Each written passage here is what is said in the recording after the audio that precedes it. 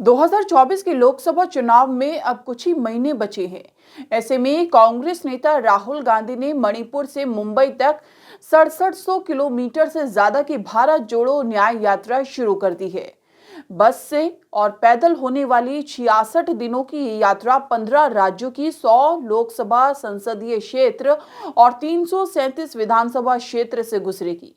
चुनाव के इतने नजदीक हो रही इस यात्रा पर कांग्रेस का कहना है कि ये यात्रा चुनावी नहीं बल्कि वैचारिक यात्रा है और इसका चुनावी राजनीति से कोई लेना देना नहीं है। माना जाता है कि पहली यात्रा से राहुल गांधी की छवि बेहतर हुई और उनका राजनीतिक कद बढ़ा था और इसलिए यात्रा का दूसरा चरण सामने आया है। राहुल गांधी की ये यात्रा ऐसे वक्त में हो रही है जब विपक्ष के सामने चुनौती है कि कैसे भाजपा को लगातार तीसरा आम चुनाव जीतने से रोका जाए।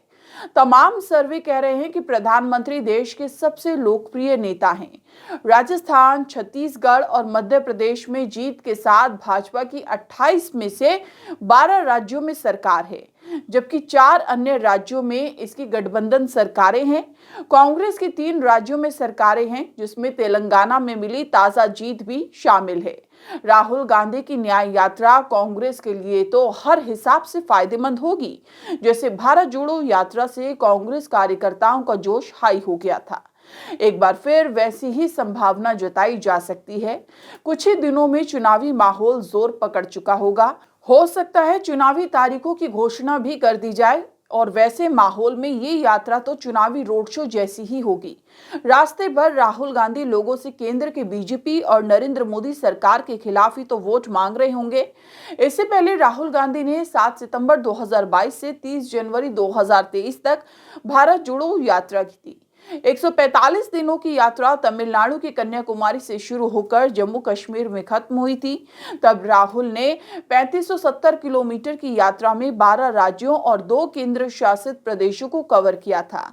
राहुल के इस सफर में सियासत से ज्यादा उनका लुक चर्चा में रहा। कन्याकुमारी में 7 सितंबर को यात्रा की शुरुआत के समय राहुल के चेहरे पर हल्की दाढ़ी थी, लेकिन करीब 5 महीने बाद उनकी शक्ल पूरी तरह बदल चुकी थी। चेहरे पर घनी दाढ़ी थी तो सिर के बाल भी बड़े हुए थे।